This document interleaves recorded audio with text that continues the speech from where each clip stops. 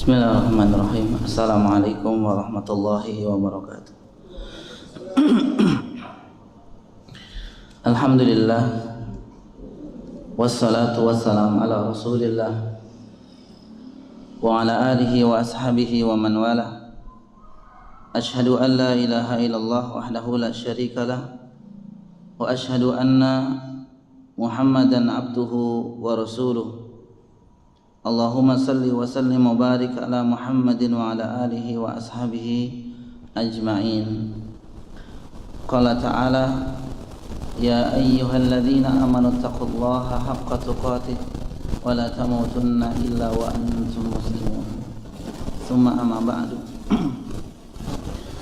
Hai ayyuhal ikhwah rahimani wa rahimakumullah. Awalan, yang pertama kita mensyukurullah azza wa jalla, kita memanjatkan pujian kita kepada Allah azza wa jalla alladzi qad a'tana aw manahana ni'matan wasi'atan, nikmatan katsiratan, di mana Allah Subhanahu wa taala pada pagi yang mulia ini masih memberikan, melimpahkan kepada kita nikmat yang luas, nikmat yang begitu banyak,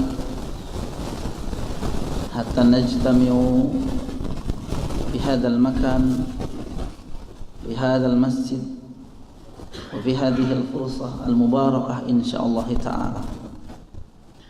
Sehingga dengan nikmat yang Allah Subhanahu wa taala kita dikumpulkan di tempat ini, di masjid ini, di kesempatan pagi hari ini, yang semoga kita semua diberkahi oleh Allah Subhanahu wa taala. Ketahuilah para jamaah sekalian, dengan jelas Allah Subhanahu wa taala menyebutkan keutamaan orang-orang yang dipahamkan terhadap ilmu Allah, yang dipahamkan dengan Islam. Allah Subhanahu wa taala berfirman, yarfa'illahu alladhina amanu minkum walladhina utul ilma darajat. Allah Subhanahu wa taala menjelaskan keutamaan orang-orang yang berilmu. Yarfa'illahu alladhina amanu minkum, sesungguhnya Allah Subhanahu wa taala akan mengangkat derajat orang-orang yang beriman di antara kalian. Walladzina utul ilma darajat, dan pula untuk orang-orang yang berilmu beberapa derajat. Dalam ayat ini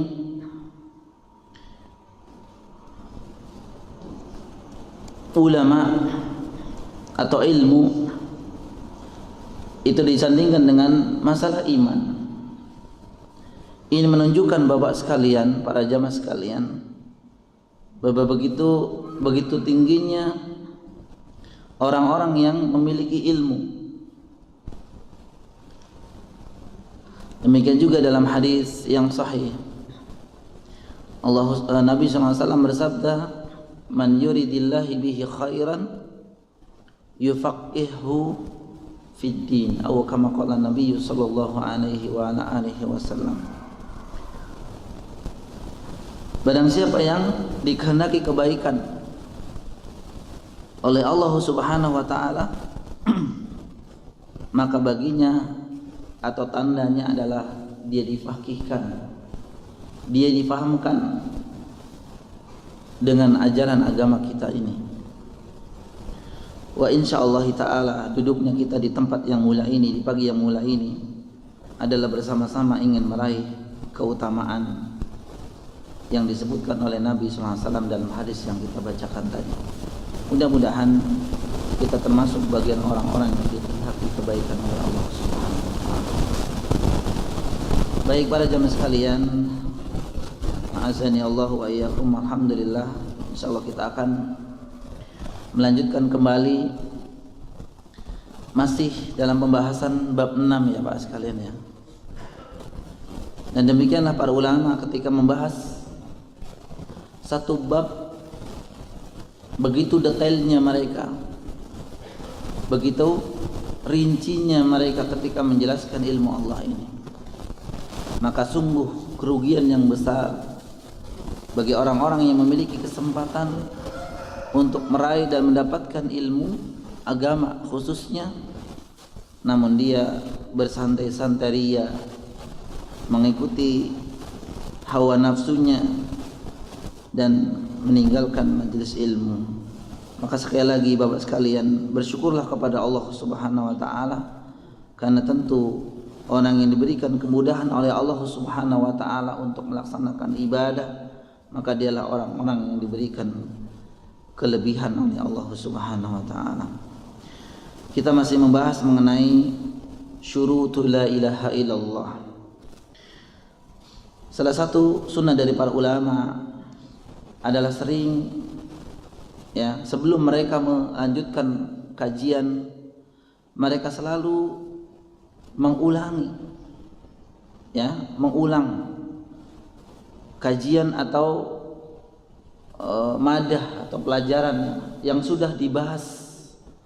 Apalagi maaf sekarang Bapak sekalian, tentu jarak kita pertemuan dengan pertemuan yang lainnya itu sekitar 1 minggu, dan 6 atau 7 hari ini tentu banyak urusan yang Bapak sekalian lakukan, sehingga kemungkinan, ya, banyak hal yang lupa, sehingga ahsan wa afdal, maka kita membahas walaupun hanya secara global, ya,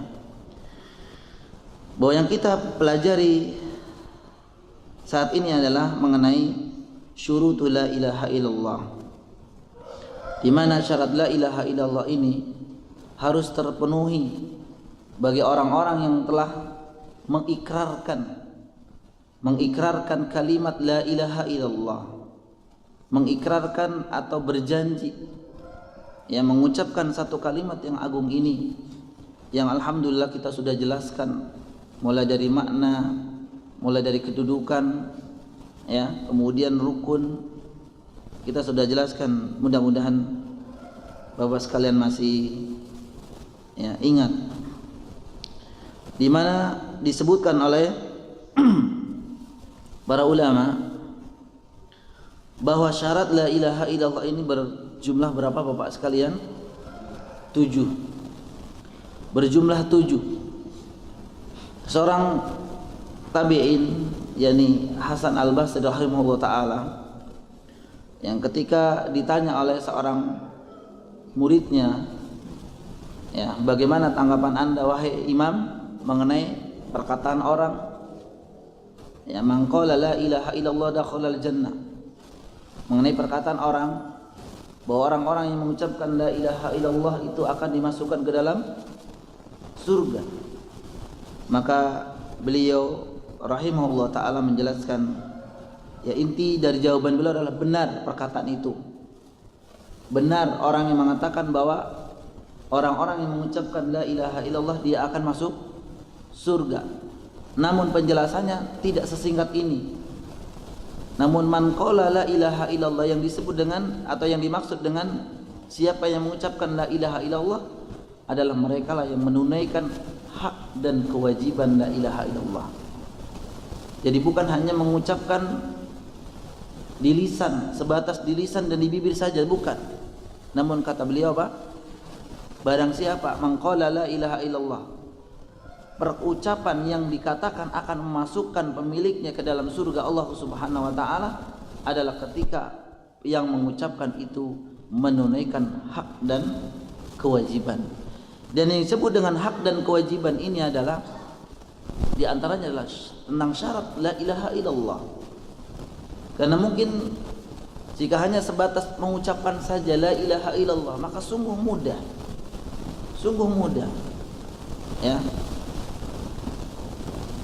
Atau mungkin bahkan ucapan yang kita sering ucapkan, atau, ya, kaum muslimin mengucapkan dengan kalimat ini, namun dari sisi lain mereka tidak mengetahui bagaimana makna dari bagaimana rukun, bagaimana konsekuensinya, maka mereka katakan mudah sekali.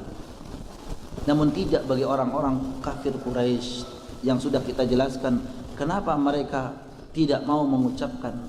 Hanya sekedar mengucapkan saja mereka tidak mau, mereka menolak. Apalagi mereka sampai meyakini kandungan dari la ilaha illallah. Kemudian juga sebuah keterangan Al-Hasan ketika melihat ada seorang yang sedang menguburkan jenazah istrinya. Kemudian Al-Hasan berkata kepada suaminya tadi, apa yang kau siapkan untuk menghadapi hari ini? Maksudnya kematian sebagaimana kematian istrinya. Maka laki-laki ini menjawab, yang disiapkan olehnya adalah kalimat syahadatu alla ilaha illallah mundu sab'ina marrah, kata laki-laki ini. Saya telah menyiapkan untuk kematian saya adalah persaksian bahwa tidak ada sesembahan yang berhak disembah kecuali Allah Subhanahu wa taala. Sejak saya siapkan ini sejak 70 tahun yang lalu, mundu sab'ina marrah. Mundu sab'ina marrah. Belum tentu. Kita pula seperti laki-laki yang dimaksud ini. Nah, kita mungkin mengetahui makna la ilaha illallah baru sekarang-sekarang ini. Jadi kalau jawaban kita sama dengan jawaban yang disebutkan oleh laki-laki ini, tentu kedudukannya berbeda. Apa kata Hasan Al-Basri? Al-Hasan beliau mengatakan benar. Benar apa yang engkau persiapkan untuk menjemput kematian adalah persaksian akan tidak ada sesembahan yang berhak disembah dan menetapkan hanya Allah saja yang berhak disembah. Walakin, kata beliau, akan tetapi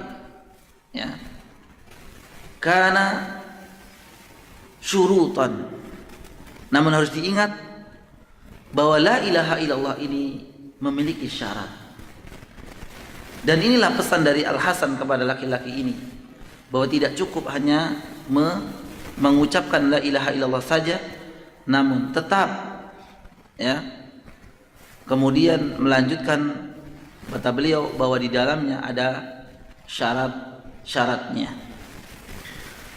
Adapun syarat yang disebutkan secara rinci satu persatu adalah yang pertama al-ilmu. Lawan dari al-ilmu adalah atau meniadakan al-jahlu.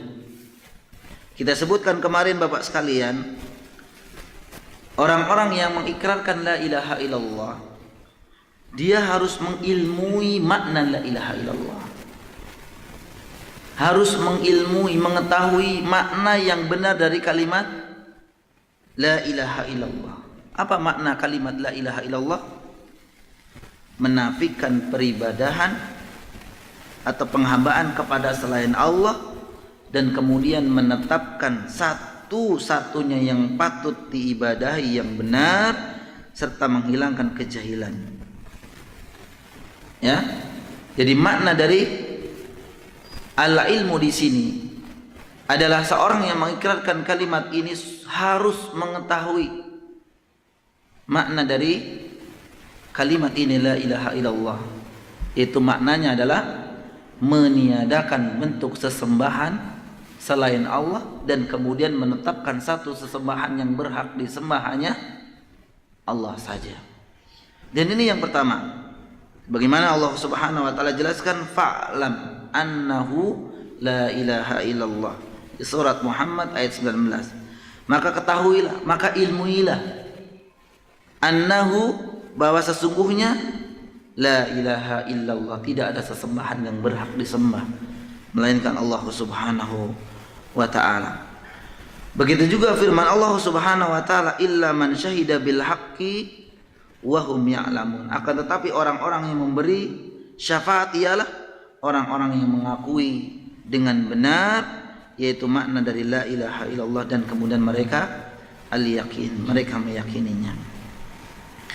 Ini yang pertama Bapak sekalian. Ya. Ini yang pertama.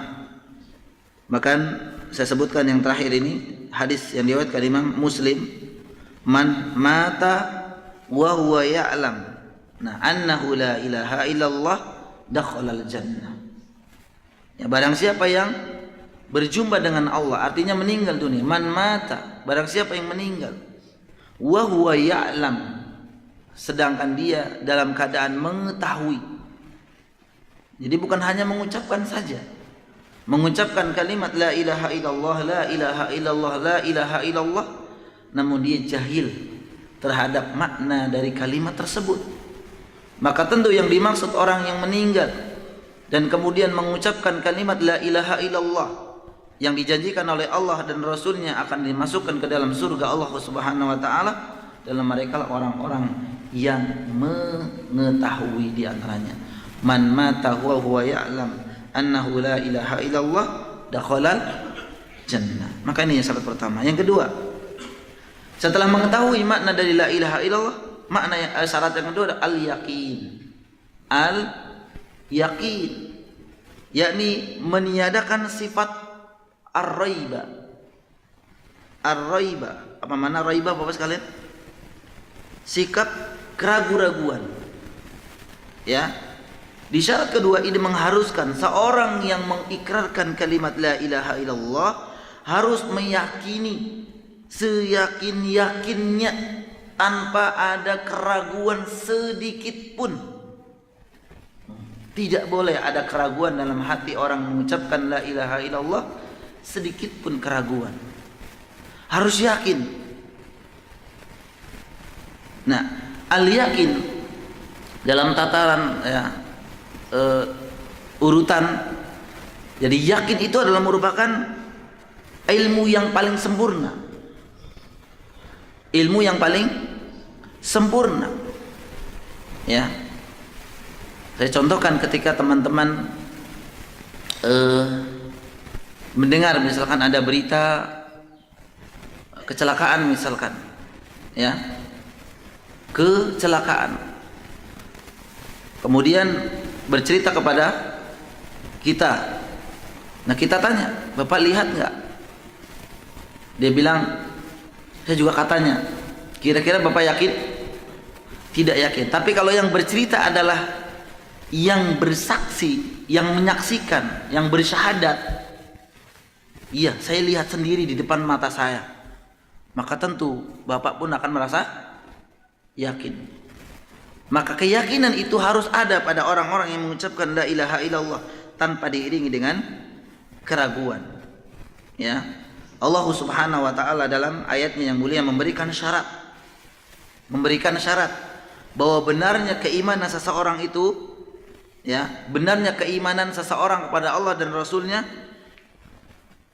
dengan sifat tidak ada keraguan-raguan, dengan syarat tidak ada keraguan-raguan. Jadi seseorang keimanannya akan diterima Allah Subhanahu wa taala dengan catatan dia tidak merasa ragu sedikit pun. Allah Subhanahu wa taala berfirman dalam surah Al-Hujurat ayat 15, "Innamal mu'minuna alladzina amanu billahi wa rasulih tsumma lam yartabu." Sesungguhnya orang-orang yang beriman itu hanyalah orang-orang yang iman kepada Allah dan Rasulnya, dan kemudian mereka lam yartabu, mereka tidak ragu-ragu, tidak ada keraguan. Karena orang-orang yang dalam hatinya, ya, lisannya dia mengucapkan la ilaha illallah, namun dalam hatinya masih ada keraguan, maka kata para ulama, mereka masih masuk dalam kategori munafik. Munafik, wa'iyadzubillah. Ya. Dan ini ada pada zaman Nabi SAW, ada pada zaman Nabi SAW. Ya, beliau Allah Subhanahu wa taala menggambarkan keadaan orang-orang munafik terdahulu. Innama yasta'dzinuka alladzina la yu'minuna billahi wal yaumil akhir wa wartabat qulubuhum fahum fi raibihim yataraddadun. Dalam surat At-Taubah 45. Sesungguhnya yang akan meminta izin kepadamu. Apa maksud meminta izin ini Bapak sekalian? Meminta izin tidak ikut perang. Ya. Hanya orang-orang yang tidak beriman kepada Allah dan hari kemudian. Dan hati mereka ragu-ragu. Karena itu mereka selalu bimbang dalam keraguannya. Ini mungkin bisa digambarkan dengan orang-orang yang lisannya mengucapkan la ilaha illallah namun masih ragu untuk melaksanakan perintah Allah Subhanahu wa taala. Bahkan dengan jelas kalau orang-orang munafik pada zamannya, pada zaman Nabi SAW, mereka tidak mau izin untuk tidak mengikuti perang. Sedangkan Bapak sekalian mengetahui bahwa perang atau jihad di jalan Allah, bahwa jihad di jalan Allah adalah merupakan kedudukan tertinggi. Jihad. Orang-orang yang mengikrarkan la ilaha illallah dengan benar, seperti para sahabat, mereka justru ingin syahid. Kalau kita lihat Bapak sekalian, ya, orang-orang yang terdahulu memusuhi Nabi SAW, ya, saya pernah menyebutkan di sini. Banyak orang-orang yang dulu itu memusuhi Nabi SAW dan kemudian ketika Allah berikan hidayah, memegang erat kalimat la ilaha illallah, kemudian setelah memeluk Islam, memegang la ilaha illallah, mereka justru menginginkan untuk syahid. Di antaranya siapa Pak? Banyak. Di antaranya Hindun. Yang saya sebutkan Hindun, seorang wanita, istri dari siapa Pak? Siapa? Abu Sufyan. Yang dulu pernah memakan jantung Hamzah. Berikut budaknya, budak Abu Sufyan, bukan budaknya dia, budak Abu Sufyan. Siapa namanya yang membunuh Hamzah? Wahsy. Dua orang ini, Hindun dan kemudian budaknya, dua-duanya ketika Fathul Mekah mereka masuk Islam, dua-duanya mengikrarkan kalimat la ilaha illallah. Maka lihat Bapak sekalian, tentu di sini ada Ustaz Heru yang menceritakan tentang sirah Nabawi ya Pak ya. Itu di sana kedua orang ini Masya Allah, ketika sudah memeluk atau mengikrarkan kalimat la ilaha illallah, mereka justru ingin syahid dan Allah mengabulkan. Mengabulkan. Wahsy, seorang budak, ya, dengan tombaknya yang jenius. Dia mengatakan, tombak ini dulu membunuh orang yang paling mulia. Ya, tombak ini telah membunuh orang yang paling mulia, maka sekarang akan membunuh orang yang paling jelek. Dia membunuh siapa Bapak sekalian? Pada zaman Abu Bakar As-Siddiq radhiyallahu ta'ala, yaitu membunuh Musailamah al-Kadzab, itu nabi palsu. Kemudian juga Hindun juga meninggal dalam perang Yarmuk, syahid. Masya Allah, luar biasa. Walaupun kedua orang ini ketika mengikrarkan kalimat di depan Nabi SAW, apa yang dikatakan oleh Nabi? Ya, kalau Hindun ketika mengikrarkan kalimat la ilaha illallah di depan Nabi, ya Hindun itu memakai cadar. Tapi dia mengucapkan kalimat, setelah mengucapkan kalimat la ilaha illallah, dia mengatakan saya adalah Hindun.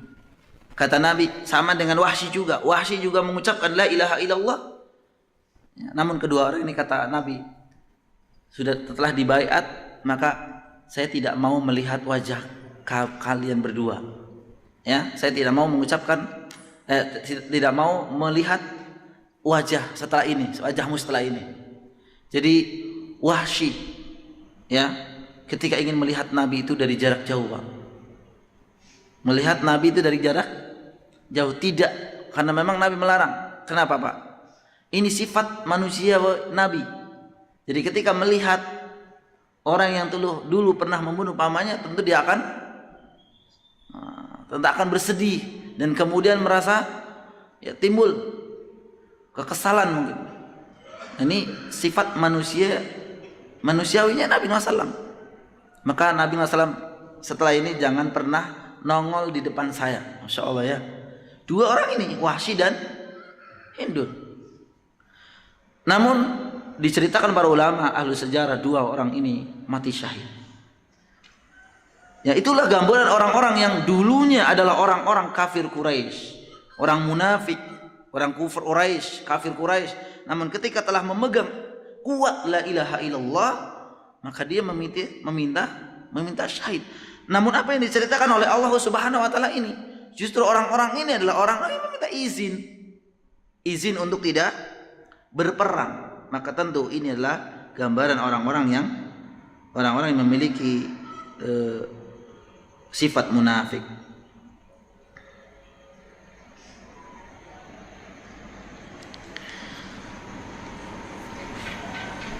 Dalam beberapa hadis juga disebutkan bahwa Nabi SAW mensyaratkan orang-orang yang mengucapkan la ilaha illallah adalah orang yang harus memiliki sifat yakin. Sebagaimana hadis diriwayatkan Imam Muslim ya, dari sahabat Abu Hurairah radhiyallahu taala, asyhadu an la ilaha illallah wa anni rasulullah la yalqallahu bihi ma 'abdun ghairu syakun fihi ma illa dakhalal jannah. Aku bersaksi bahwa tidak ada sesembahan yang berhak disembah kecuali Allah dan aku adalah utusan Allah. Tidak ada seorang hamba pun yang bertemu dengan Allah, artinya meninggal. Ya. Meninggal dunia. Kemudian dengan membawa keduanya maksudnya membawa persaksian la ilaha illallah dan wa anni rasulullah, dua kalimat syahadat ini. Dan kemudian tidak ada ghairu syak, tidak ada keraguan ketika meninggal dunia, mengikrarkan dua kalimat syahadat ini tanpa ada keraguan sedikit pun alias yakin, illa kecuali dakhalal jannah, mereka akan dimasukkan ke dalam surga. Jadi hadis yang mulai ini mensyaratkan Bapak sekalian, orang yang mengucapkan atau mengikrarkan kalimat la ilaha illallah, yang kedua harus yakin. Kemudian syarat ketiga al-qabul. Al-qabul yaitu menerima. Di mana konsekuensi syarat yang ketiga ini adalah seorang yang menerima atau seorang yang telah mengucapkan kalimat la ilaha illallah, mereka harus menerima kalimat ini dengan hati dan lisan. Dengan hati dan lisan, tanpa menolaknya. Yang pertama di lisan, tentu kalau orang-orang pada hari ini dengan mudahnya mengucapkan kalimat la ilaha illallah. Namun lihatlah kaum muslimin ketika orang-orang kafir Quraisy, ketika Nabi SAW menyuruh ayyuhan nas, ya ayyuhan nas qulu la ilaha illallah tuflihu. Ketika Nabi SAW menyuruh kepada mereka, wahai manusia ucapkan la ilaha illallah, mereka enggan untuk mengucapkannya. Mereka enggan untuk mengucapkannya. Bahkan mungkin ada sebagian kaum muslimin yang kaku. Ya, kaku ketika mengucapkan la ilaha illallah. Ada tidak, Pak? Ada, banyak. Yang ketika dibimbing untuk mengucapkan kalimat la ilaha illallah, kaku sekali, kaku. Dengan sejak kecil dia berada dalam lingkungan Islam.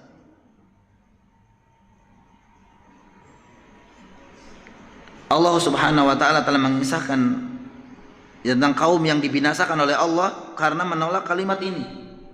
Ya. Yang dibinasakan oleh Allah karena menolak kalimat ini, tidak mau mengucapkannya.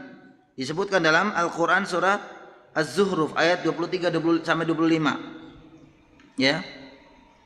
Apa isinya? wa kadzalika ma arsalna min qablika fi qaryatin min nadhirin illa qala, dan seterusnya ya. Dan demikianlah kami tidak mengutus sebelum kamu seorang pemberi petunjuk, peringatan pun dalam suatu negeri, melainkan orang yang hidup mewah di negeri itu berkata, sesungguhnya kami mendapati bapak-bapak kami menganut agama dan sungguh kami mengikuti jejak-jejak mereka. Maka Rasul pun berkata, apakah kamu akan mengikuti sekalipun aku mengikutinya juga, sekalipun aku membawa untukmu agama yang lebih nyata, memberi petunjuk daripada yang kamu dapati dari bapak-bapak kamu. Mereka menjawab, sesungguhnya kami mengingkari agama yang kamu utus untuk menyampaikannya. Maka kata Allah apa? Maka kami perhatikan sebagaimana kesudahan orang-orang yang berdusta. Maka kami binasakan mereka. Maka perhatikanlah bagaimana kesudahan orang-orang yang mendustakan mereka. Inilah akibat dari orang-orang yang tidak mau mengucapkan kalimat ini. Bentuknya lisan. Allah Subhanahu wa taala mengancam, ya, sebagaimana Allah Subhanahu wa taala telah tetapkan atau hancurkan kaum sebelumnya yang telah menolak untuk mengucapkan kalimat la ilaha illallah.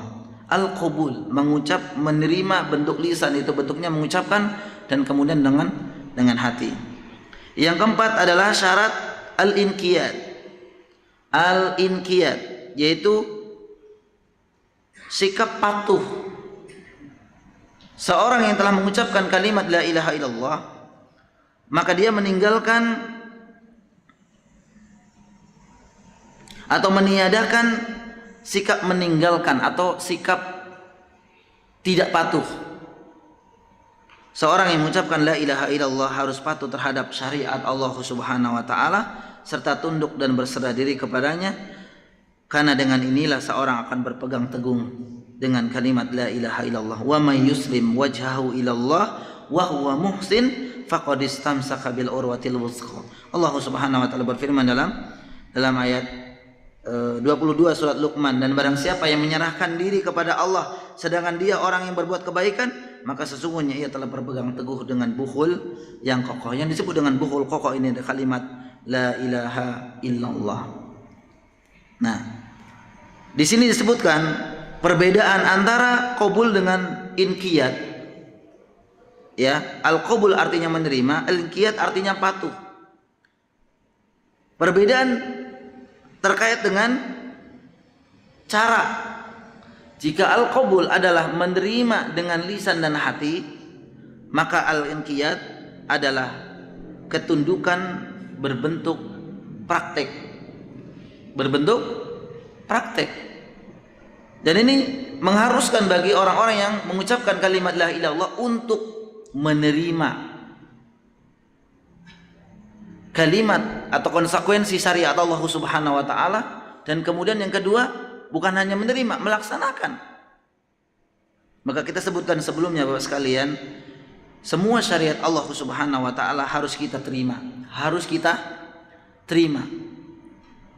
Tentang perintah, ya, perintah mengenai kewajiban sholat misalkan, dan ini berhubungan dengan kalimat la ilaha illallah ini.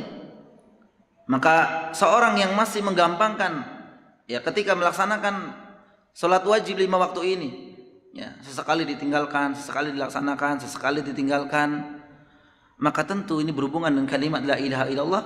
Dia belum sepenuhnya menerima kalimat la ilaha illallah, karena konsekuensi ketika mereka melakukan menerima kalimat la ilaha illallah, dia harus menerima semua syariat Allah Subhanahu wa taala.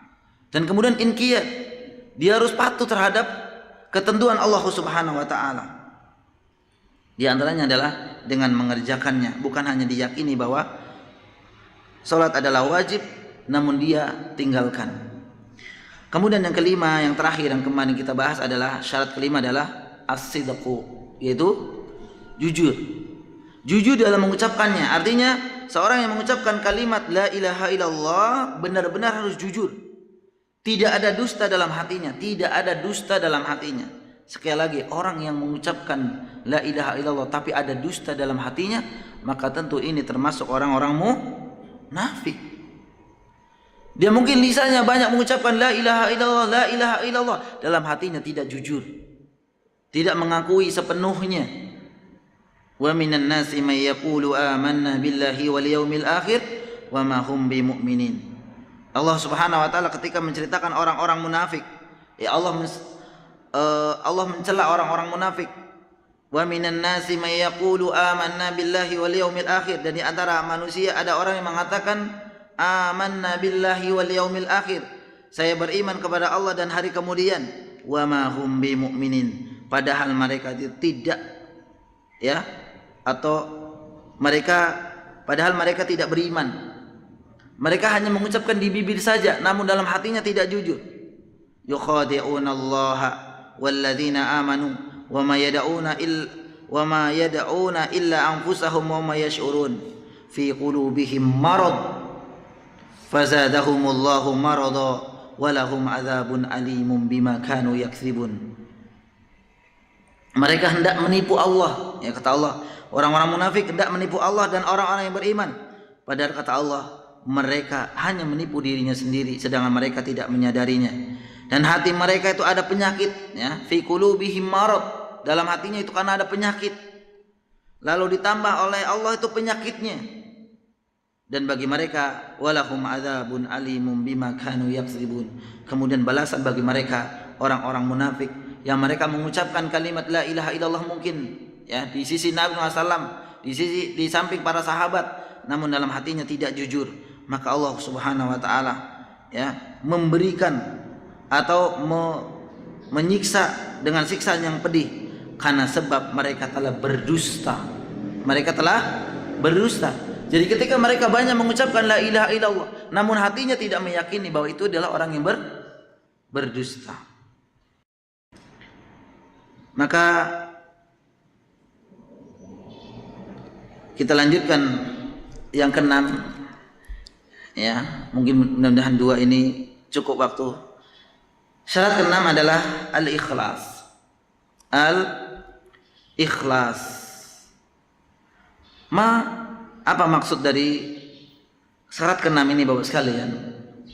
Bahwa syarat keenam, yaitu seorang yang mengikirkan kalimat la ilaha illallah harus atau wajib membersihkan amalan atau membersihkan amal dengan benar atau dengan benarnya niat dari segala bentuk kesyirikan.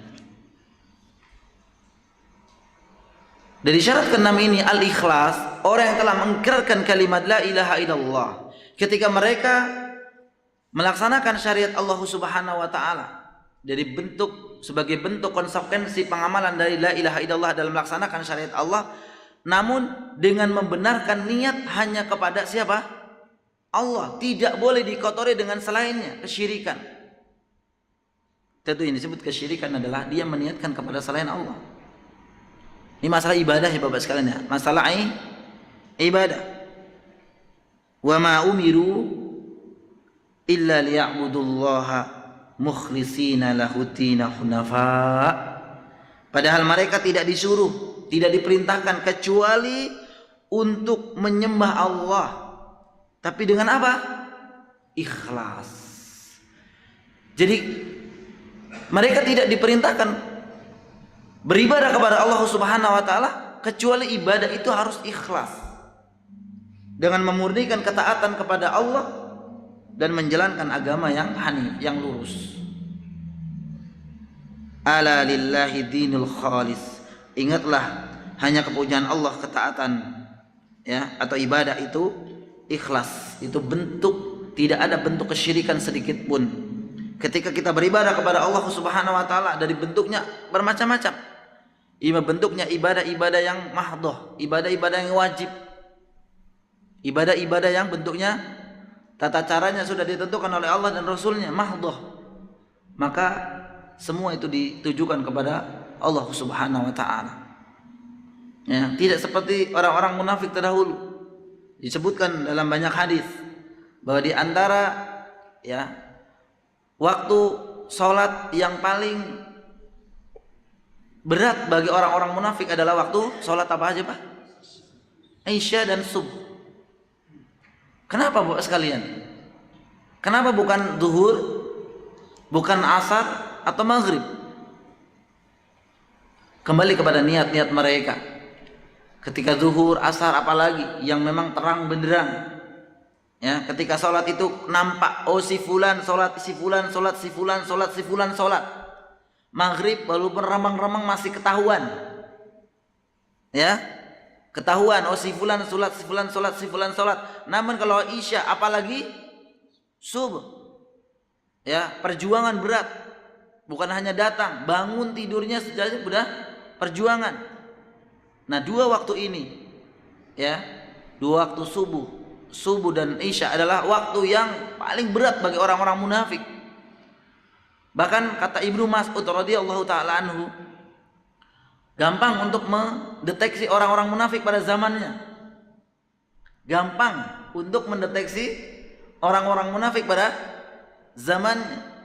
Di antaranya kata beliau adalah dengan sholat berjamaah. Jika mereka pada zaman Nabi SAW, pada zaman sahabat itu tidak datang sholat berjamaah, maka kemungkinan besar dia adalah orang-orang munafik. Ya. Namun jangan sampai tanda itu ada pada zaman sekarang ini. Ya. Ketika bicara Islam, Masya Allah, luar biasa. Atau bahkan mendebat Islam, mengkritik ajaran Islam, luar biasa. Tapi ketika suruh bangun sholat subuh, susah, ya, amat berat bagi mereka, kecuali orang-orang yang diberikan kemudahan. Kemudian dalam hadis yang dari sahabat Abu Hurairah, as'adun nas bi syafaati yaumal qiyamah man qala la ilaha illallah khalisan fi qalbi min qalbi aw nafsi. Jadi kata Nabi SAW, as'adun nas bi syafaati, dan ini syarat. Orang-orang yang sering mendengunkan, mudah-mudahan kita mendapatkan syafaat dari Nabi, mudah-mudahan kita mendapatkan syafaat dari Nabi. Ada syaratnya. Sebagaimana hadis yang diriwayatkan Imam Bukhari ini, as'adun nas bi syafaati, orang yang paling gembira, orang yang paling bahagia kelak di hari kiamat akan mendapatkan syafaatku. Siapa Bapak sekalian? Man qala la ilaha illallah. Barang siapa yang mereka itu mengucapkan siapa? Mengucapkan kalimat la ilaha illallah. Tapi tidak titik di sini, koma, khalisan min qalbihi wa nafsihi. Namun yang dimaksud dengan orang yang mengucapkan kalimat la ilaha illallah, dia akan mendapatkan syafaat di hari kiamat kelak. Orang yang mengucapkan ikhlas dalam hatinya dan dalam jiwanya atau dirinya. Jadi tidak hanya mengucapkan la ilaha illallah, la ilaha illallah. Bahkan sudah kita jelaskan kemarin, tidak harus, ya, atau tidak hanya dengan menempelkan stiker kalimat-kalimat ini di mana yang kita, ya, barang-barang yang kita miliki. Kendaraan kita tulis la ilaha illallah. Kita tempeli kalimat la ilaha illallah di rumah, kita kasih kalimat la ilaha illallah dimanapun, dan itu baik insya Allah. Ya, walaupun ada sebagian ulama yang tidak menyukainya. Kalau di tempat-tempat yang dimungkinkan akan mendapatkan madarat, ya, maka bukan itu. Kemudian kita langsung mengatakan, oh itu orang yang bertauhid, itu yang telah berpegang teguh terhadap kalimat la ilaha illallah. Buktinya apa? Itu buktinya ditempel di mana-mana, di mobilnya, di kendaraannya, di motornya, di rumahnya, di kaosnya, di topinya. Ternyata bukan hanya itu, bukan itu kaum muslim, bukan itu. Bukan hanya mengucapkan beribu bahkan berjuta kali kalimat la ilaha illallah, namun jika dia tidak ikhlas ketika beramal, maka syarat la ilaha illallahnya gugur satu. Demikian juga syarat-syarat sebelumnya. Ya, dia tidak mengetahui kalimat, makna dari kalimat la ilaha illallah yang mereka tempel. Kalimat la ilaha illallah yang mereka tempel di mana mereka suka. Maka sekali lagi kaum muslimin rahimani wa rahimakumullah, yang keenam ini, bahwa syarat dari la ilaha illallah, agar la ilaha illallah kita diterima oleh Allah Subhanahu wa taala, ikrar kita diterima oleh Allah Subhanahu wa taala, maka harus ikhlas, jujur, ya, harus ikhlas, yaitu menunjukkan atau meniatkan semua bentuk ibadah itu hanya untuk Allah Subhanahu wa ta'ala. Dan yang terakhir Bapak sekalian, kalimat atau syarat dari la ilaha illallah ada al-mahabbah. Al-mahabbah yang artinya cinta. Artinya cinta.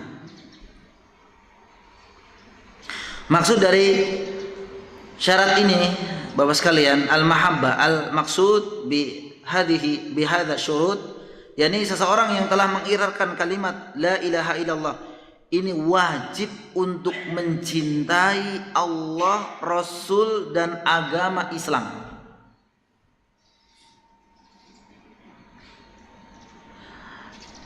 Orang-orang yang telah mengikrarkan kalimat la ilaha illallah harus memiliki syurut syarat al-mahabbah. Yang dimaksud adalah dia harus mencintai Allah, mencintai Rasul, mencintai agama Islam ini, mencintai kaum muslimin yang menegakkan kalimat ini dan menahan diri dari larangannya.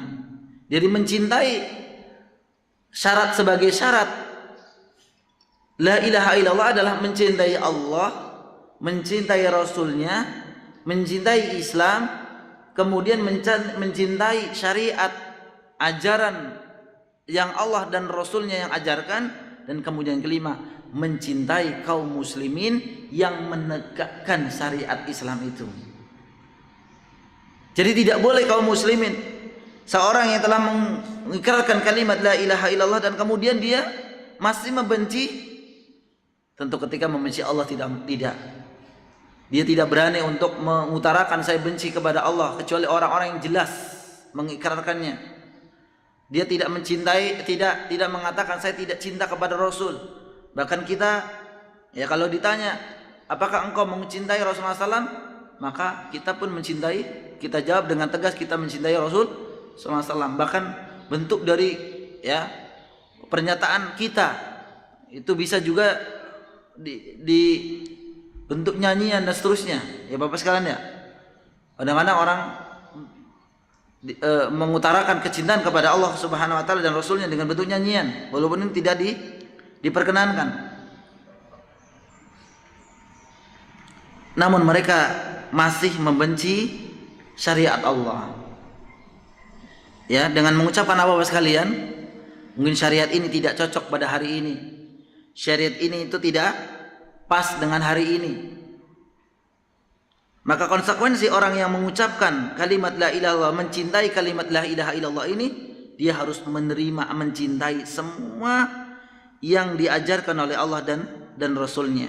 Sebagaimana Allah Subhanahu wa taala berfirman, "Qul in kuntum tuhibbunallaha fattabi'uni yuhibbukumullahu wa yaghfir lakum dzunubakum." Jadi kul in kuntum tuhibunallah, katakan Muhammad kepada mereka, in kuntum tuhibunallah, jika kalian betul benar mengakui mencintai Allah, benar mengikuti benar mencintai Allah Subhanahu wa taala, maka syaratnya apa Bapak sekalian? Fattabi'uni, yaitu ikutilah aku. Aku itu siapa Bapak sekalian? Nabi sallallahu alaihi wasallam, Rasulullah sallallahu Rasul sallallahu alaihi wasallam. Jadi kul in kuntum tuhibunallah, jika kita dihadapkan ya sama dengan jika kalian benar-benar mengaku mencintai Allah Subhanahu wa taala dengan jujur, maka buktinya adalah fattabi'uni, itu mengikuti ajaranku, mengikuti apa yang diajarkan oleh Nabi sallallahu alaihi wasallam. Maka ini kaum muslimin, syarat yang terakhir yang ini itu harus ditujukan. Jika kita masih memilih dan memilah ajaran Nabi sallallahu alaihi wasallam yang enak ini, yang enggak yang ini, maka kita syarat yang ini pun gugur. Syarat ini gugur. Coba lihat kaum muslimin, kewajiban jilbab sekarang. Ada yang mengatakan bahwa jilbab itu tidak wajib. Yang mengatakan bukan orang non muslim. Kalau yang mengatakan non muslim ya kita sudah wara, sudah berlepas diri karena mereka tidak meyakini. Namun justru yang mengucapkan ini siapa? Orang muslim sendiri. Kemudian kewajiban zakat misalkan, kewajiban zakat, karena tentu kaum muslimin, orang Indonesia Masya Allah luar biasa, mungkin orangnya hampir 90% orang yang kaya-kaya, Betul nggak Pak? Buktinya apa? Coba yang antrian haji paling panjang siapa? Indonesia. Umroh, jamaah umroh yang terbanyak nomor 3 Indonesia, nomor pertama Pakistan, ya. Nomor 2 Indonesia, Indonesia nomor 2. Nah itu luar biasa. Tapi kesadaran untuk membayar zakat gimana Pak? Tidak ada. Ada hanya beberapa persen saja. Sedangkan kewajiban zakat merupakan dari pilar Islam sendiri. Bunyal Islamu ala khamsin. Jadi 5 pilar pengkokoh bangunan Islam seseorang, dan di antara disebutkan dalam hadis ini adalah bahwa itai zakat, mengikuti membayar zakat. Namun banyak zakat harta, zakat perdagangan, zakat ya lainnya banyak. Tentu teman-teman Bapak sekalian yang memiliki harta yang lebih dari nisab, ya itu harus dikeluarkan zakat. Coba, pasti semua kena zakat. Berapa nisab zakat harta Bapak sekalian? Sekitar 40, iya.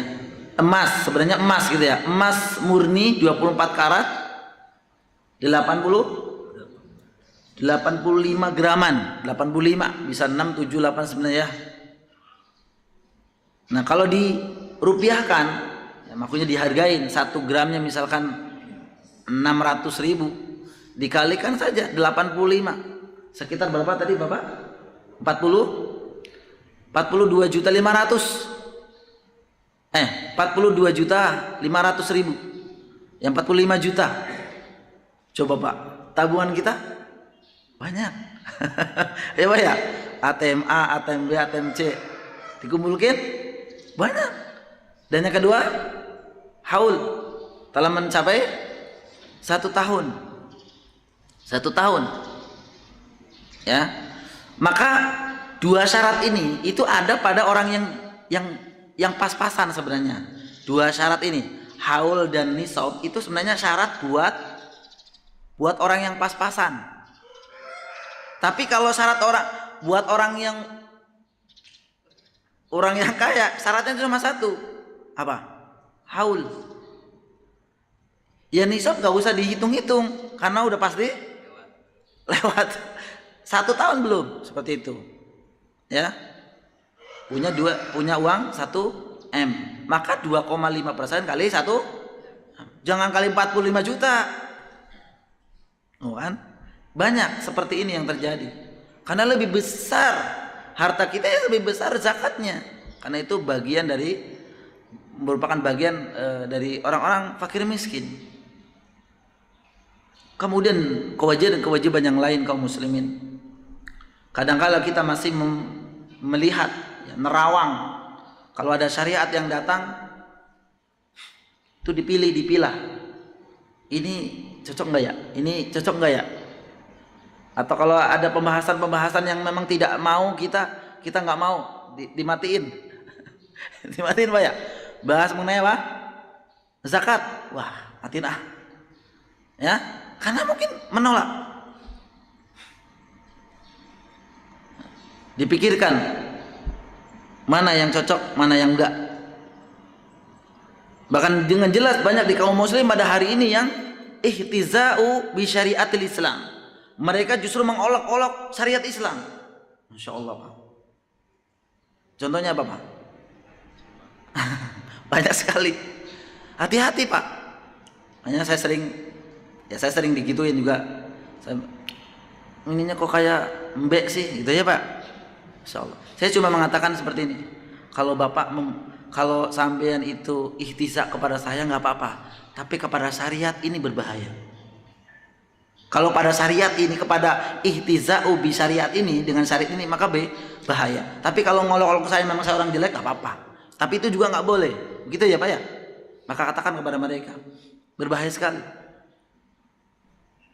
Ihtiza'u bi syariat Islam. Ya.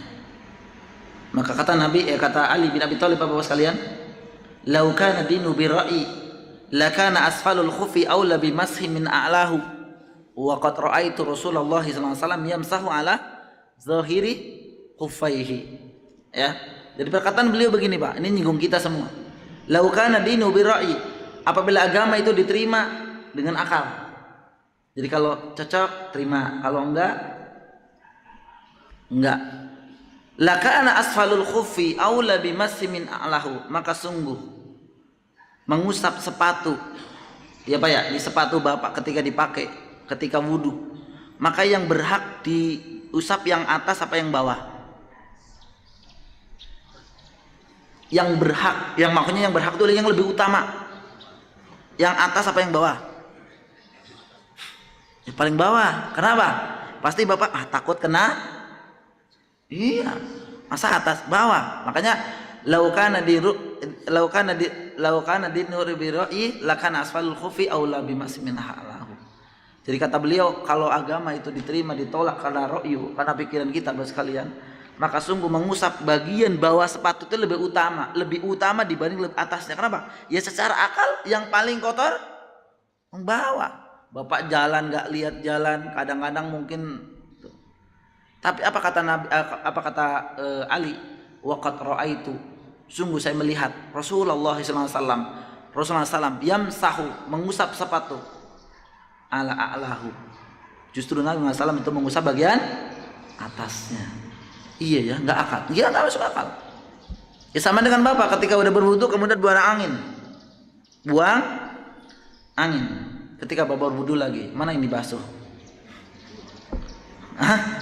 Itu yang busuk tangan, muka. Tidak nyambung. Kalau bahasa bilang gitu ya Pak, nggak nyambung. Kenapa yang ini yang dibasuh? Itu di Islam atau syariat Islam tidak boleh diakal-akal atau tidak terima dengan akal semata, tidak. Ya, maka berhati-hati sekalian ketika melihat syariat Islam ini tegak, maksudnya tentang ajaran Islam ini, maka minimal kita tidak menolak kalau memang tidak bisa atau belum bisa melaksanakannya. 7 syarat ini mudah-mudahan ya, yang disebutkan ini satu persatu kita bisa menunaikan ya semua syurut ini. Wa insyaallah di pertemuan akan datang kita akan sedikit membahas tentang nawaqitul la ilaha illallah, tentang yang membatalkan kalimat la ilaha illallah. Mudah-mudahan Allah Subhanahu wa taala memudahkan kita semua. Ya, dan mudah-mudahan jamaah sekalian selalu diberikan kesehatan ya Bapak sekalian ya, diberikan hidayah, diberikan petunjuk dan kemudahan. Sampai di sini kita akhiri dengan penutup majelis. Subhanakallahumma wa bihamdik asyhadu an la ilaha illa anta astaghfiruka wa atubu ilaik. Assalamualaikum warahmatullahi wabarakatuh.